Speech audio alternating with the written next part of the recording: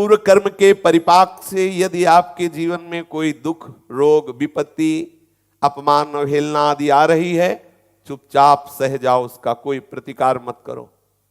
कोई गाली दे रहा है, पलट के गाली मत दीजिए, वो तुम्हारा प्रारब्ध क्षय कर रहा है। ये संसारिक सिद्धांत नहीं, संसारिक पुरुषों की बात नहीं। कब तक हम सहें, वो हमें गाली रोज देता है, तभी तक देगा जिस दिन तक हमारा प्रारब्ध है। जिस दिन प्रारब्ध खत्म हो गया तो वही मित्र बन जाएगा, देख लेना, वही आपको प्यार करने लगेगा, क्योंकि वो बेचारा तो एक निमित्त मात्र है। तुम्हारा कर्म ही उसके सर पर चढ़कर तुम्हें ऐसे वचन सुनवा रहा है जिससे तुम्हारा हृदय जले, तुम अपने कर्म का भोग भोग रहे हो। ये सिद्धांत प्रपंचियों की समझ में नहीं आएगा, ये साधकों के लिए सिद्धांत है। भगवत प्राप्ति, भगवत प्रेम रस में डूबना, तत्वबोध प्राप्त करना, ये उन उपासकों का मार्ग है।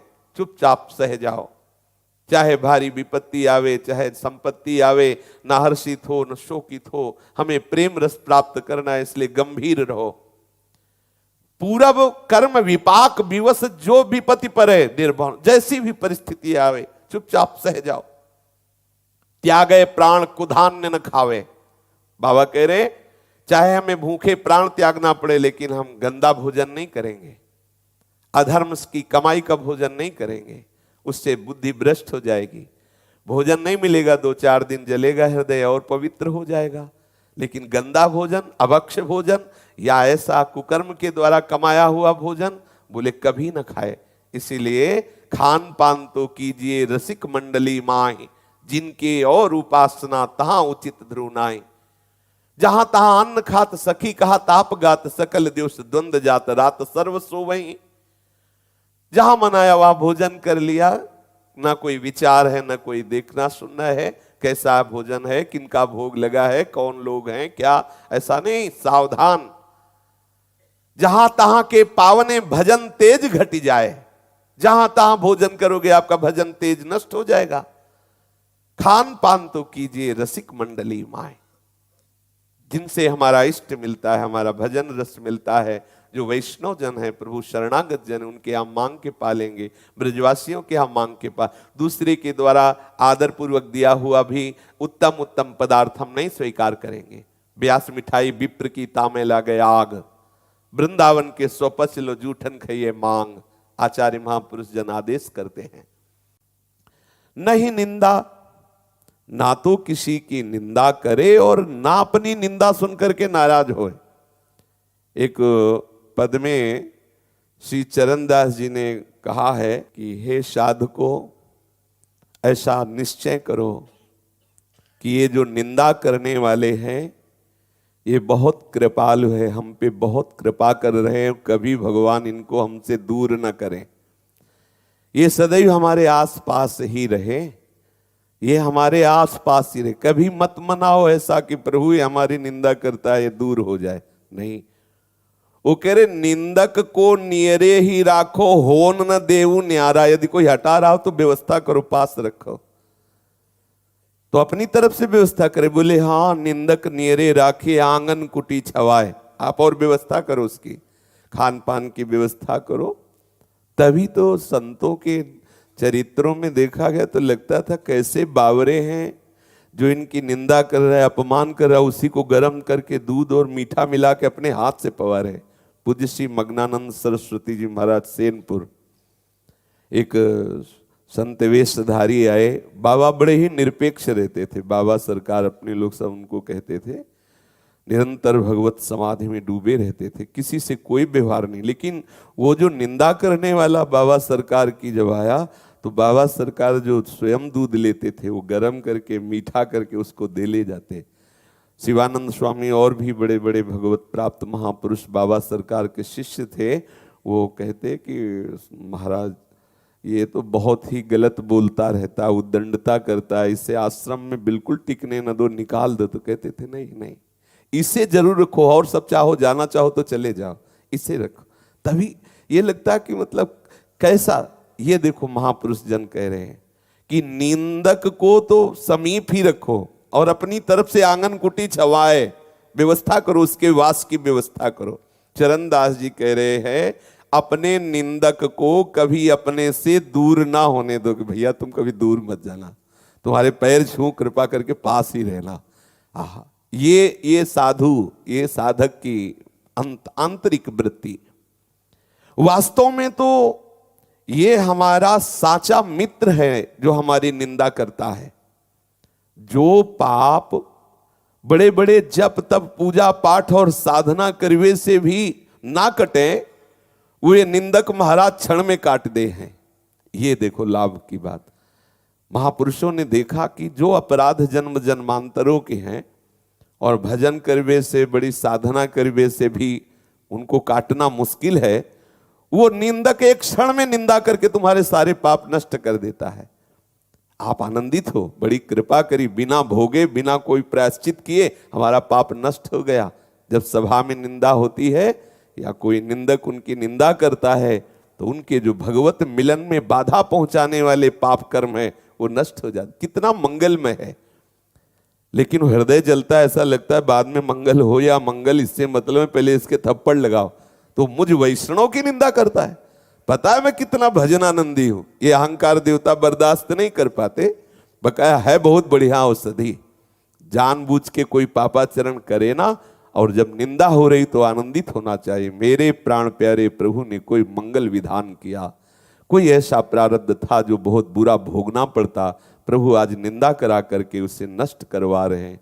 बलिहारी है इन निंदक भगवान की जो बिना भोगे बिना प्रायश्चित किए हमारे पाप का नाश कर रहे हैं। ये काम निंदक भगवान सहज रूप से कर दे हैं। जब हमारी पीठ पीछे निंदा करे हैं तो भयंकर से भयंकर दुख और पाप का परिणाम, जो विपत्ति आने वाली थी, वो नष्ट हो जाती है। देखो कितना बढ़िया कार्य है। यदि कोई हमारी निंदा कर रहा तो कितना बड़ा सहयोग कर रहा है, ये हम समझ नहीं पाते और हम जलने लगते हैं कि हमारा अपमान करता है, हमारी निंदा करता है। वो पीठ पीछे हमारी निंदा करके हमारा भयंकर से भयंकर पाप दुख विपत्ति जो आने वाली थी, जो भगवत प्राप्ति में बाधा थी, वो नष्ट कर रहा है। दूसरी बात, जब हम उनकी बात सुने कि हमारी इस विषय में निंदा हो रही, तो हमें देखना चाहिए कहीं मैं गलत तो नहीं हूं। यदि वास्तविक गलत है तो हमें तत्काल सुधार लेना चाहिए। और अगर लगता है कि नहीं गलत नहीं है तो आनंदित होना चाहिए, हमारा प्रारब्ध नष्ट हो रहा है। पूर्व का भयंकर कोई ऐसा कर्म भगवान इस निंदक की जिह्वा पे बैठकर हमें पावन कर रहे हैं। बिना भोगे बिना प्रायश्चित के वो पाप नष्ट हो रहा है।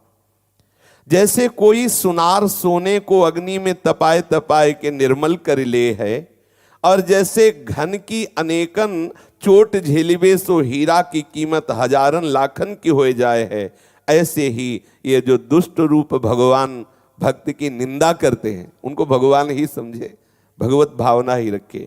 वो जो निंदा करते हो अगर सह गए तो तुम्हारी कीमत बढ़ गई। जैसे हीरा में घन की चोट पड़ती है और सह गया तो कीमती हो जाता है। जैसे आग में तपने पर सोना चमकने लगता है, ऐसे जब निंदा तुम्हारी होगी तो तुम पवित्र हो जाओगे, तुम चमकने लगोगे, तुम्हारा यश का विस्तार होगा, तुम्हें भगवत मिलन का सौभाग्य प्राप्त होगा। ये जो दुष्ट जन है ये संतन की कीर्ति फैलावे वाले हैं। ये संतन को कसौटी पे कस कस के संसार में प्रकाशित करे हैं। सच्ची बात, अगर ये विरोधी जन ना हो तो संत की महिमा प्रकाशित ही ना हो।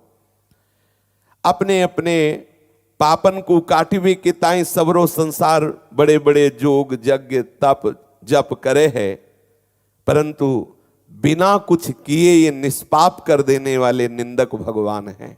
ये निंदा करी करके संतन के हृदय के उस पूर्व से पूर्व जो भी मलिनताएं सबको दूर कर देते हैं।